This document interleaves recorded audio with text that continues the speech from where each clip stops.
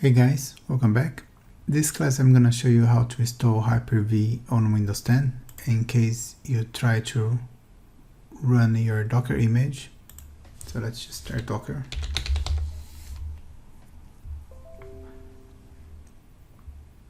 And in case you get this error, you can just go ahead and follow this. So the first thing we're gonna do is we need to run PowerShell. So let's just open PowerShell and we need to be admin. So right click here and say run as administrator and then just prompt yes. Now we have this, we need to enter this command that will enable Hyper-V. So just paste it here and press enter. Now when that's finished, we'll say it needs to restart your machine so all the changes make effect. So now all we have to do is press Y and the computer restart, and now we'll see you back in a few seconds.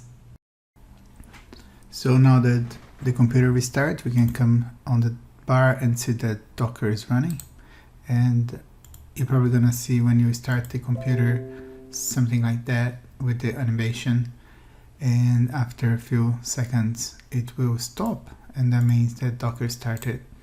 And we can just go here on settings and have a look, and is everything working as we would expect it. And here you can also see we're saying Docker starting and now Docker running. So and now the icon stop here with the animation. So I hope you guys enjoyed this class, and I'll see you in the next one.